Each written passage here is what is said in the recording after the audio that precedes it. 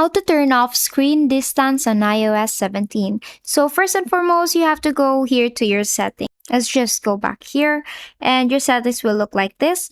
Now, all you have to do is to go here first to your general, and under general, go here to your software update, click on that, and you have to make sure that you are updated to the latest software update, which is the iOS 17 here.